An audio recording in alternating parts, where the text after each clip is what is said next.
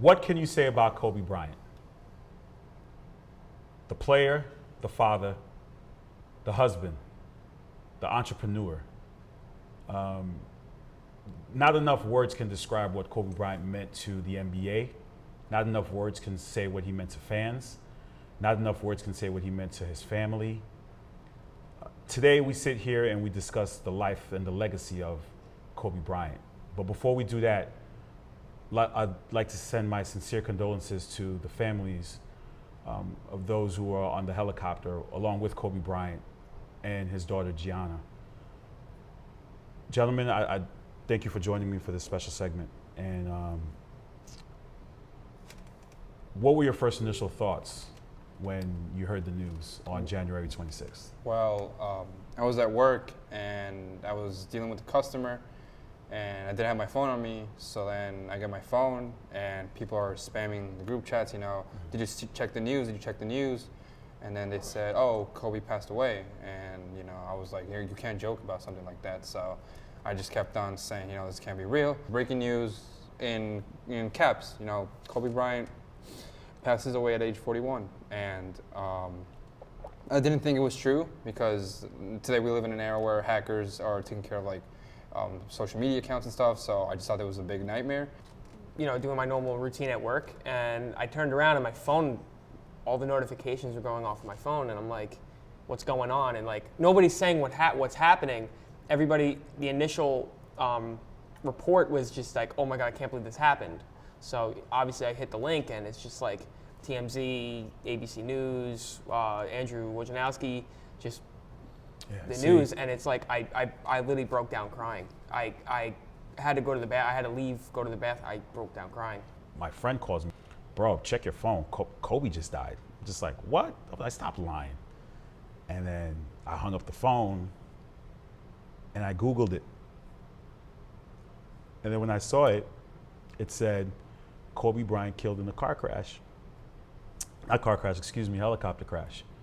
And then I said, no, this can't be right. So I start searching Google to make sure, because when you get it the first time, you gotta verify it. Yeah. And I'm trying to verify it. And I'm saying to myself, this can't be true. Just being in denial, and after 2 minutes of scrolling and seeing it everywhere, popping up now, then I believe that he's gone. Yeah. But to try to remember Kobe, this segment is about remembering who Kobe was. What was your first memory of seeing the Black Mamba? My first memory was seeing the highlight on SportsCenter. This is when I first ever watched basketball, and it was of Kobe's highlight of 81 points. And I sat there to myself, and I was like, that was 2006, right? Yeah, being 6 years old at the time, I'm like, how does somebody do that? I'm looking up to these players, these huge players and star players, and I'm like, how does somebody score 81 points in a game?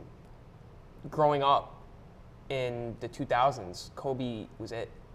Kobe was it. Kobe LeBron was it, and Kobe's name was everywhere. And it's just hard to think that he's gone. So, assessing Kobe's career, and from the time you started watching basketball, what would you say stood out to you the most in terms of what he's accomplished? Was it his play, the Mamba mentality? What did you see? Just everything he ever set out to do as a basketball player, as a man, as a person, as a father. Just having that mindset to do whatever you need to do and just do it, accomplish that goal. And I think in terms of being like Michael Jordan, he's the only player, the only person to ever really be like Mike.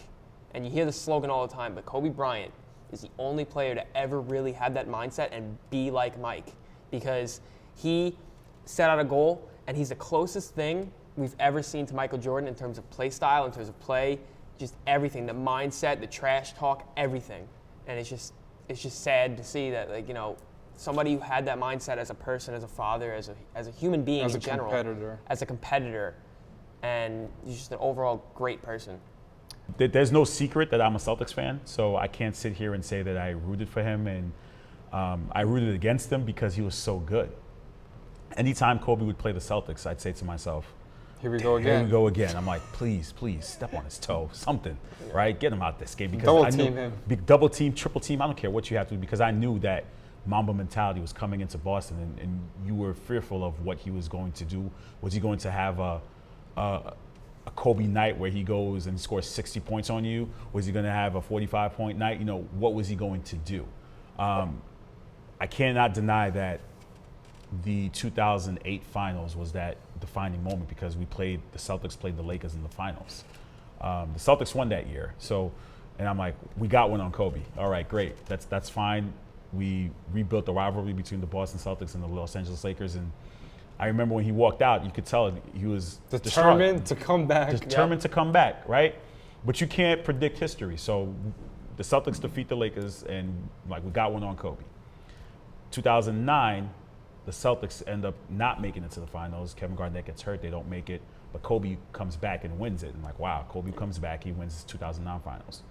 2010, Celtics Lakers again, part 2. And here we go again. Here we go again. I'm like, oh, here we go again. We have to beat Kobe again now. And what a finals that was. That was a great finals. And when it came down to it, the Celtics lost that year. Whatever their factors for that, I can't get into right now. I don't want to get into it. I'm not making it about that. But just the look on his face after he won it, he grabbed the ball and he put one hand in the air. He just, once it was over, and the Celtics walk off the court, but you could see him, he's putting up the 5 because he won his 5th championship. It was just like, it was the worst for me being a fan. Like, he got us. Like he got us good. Those type of players and superstars, you know how good they are. So when you know they're coming to face your team, you're just like, please have a bad night. Yeah. Please have a bad night, because you're like, you hate them because they're so good against. They're so good because I kid you not, I thought every time Kobe came to play, I thought he was going to get 60. I'm like, triple team him, please get on him, do something, because you knew it was going to be a Mamba mentality moment. Yep. And who could forget his unforgettable 60-point finale? You know, his last game ever, 60 points going into halftime. Oh yeah, absolutely. Going into halftime, Shaq came up to him and was like, "Hey man, go for 50." Yeah. Kobe said, "No, I'm going for 60." Yeah. And what did he do? He went for 60. Yep. A lot of these stars growing up, they idolized Kobe, you know, because when MJ came around, they probably weren't old enough to understand who MJ was. He was fresh off like his 6th championship. So now you're looking at the 2000 finals, you're looking at the Pacers and the Lakers, and you're watching Kobe and he gets hurt. Then the next year he comes back and he averages 29 a game in that finals. So I think a lot of star players growing up watched that finals and they're like, this guy's the real deal. A lot of these players say they are who they are because of him, and they want to be a Paul George, they want to be a Jason Tatum, they want to be a Russell Westbrook without Kobe Bryant. So I think that stands out. Part of that is, understanding what the legacy that they were building for. Now the legacy shifts, and I think what we'll remember Kobe for is not, as you guys said, not just basketball, not just on the court, but everything off the court. The kind of person he was, and just being, when he was playing on the court, Kobe, unless you were on his team, he didn't know you. Yeah. That's it. Just respect. It is what it is. You're his opponent. That's it. But I think part of it is knowing the 3 years we saw him after he played. You get to see Kobe laughing. Yeah. Like, I'm watching him on Jimmy Kimmel and all these other shows. I'm like, wait, Kobe laughs? I never knew that, because you always saw him in what? Mamba mentality. He was ready to give you bucket. I just say again, with his legacy now, it's just, for me, it's just knowing that I was able to watch him play, and I saw him in his prime. I saw him in his rookies years. I saw him in his prime. It's post Achilles injury, and now even the 3 years after he retired, his legacy will live on. There's not a moment, I believe, that will go by where you won't talk about Kobe. And even after he retired, there were times, and you've seen us in group chats, where we're always talking about Kobe. Yeah. We're always talking, his name is always mentioned in something. Amongst the greats. Amongst the greats. But his name will always be, his name will always be there. Biggest athletes. One of the biggest athletes, and even outside of basketball, and the one thing I will say that that's part of the Kobe culture is, whenever you're taking a shot last minute, Kobe. Whether it's you have a piece of paper in your hand, everyone says it. Just Kobe. Everybody in school. That's what we did in school. Just shot a little paper ball into a garbage can and just scream Kobe. At this moment, we want to send our prayers and thoughts to the Bryant family, the Chester family, the Altobelli family, the Mauser family, and the Zobayan family, and our condolences. Kobe, I just want to say thank you for being you. Thank you for being a great leader. Thank you for being a great player, teammate, just somebody to watch, somebody to look up to, a role model. And thank you for being a great father. And just thank you for the memories. And last thing I'd like to say is I have this picture of Kobe walking off the Celtics court.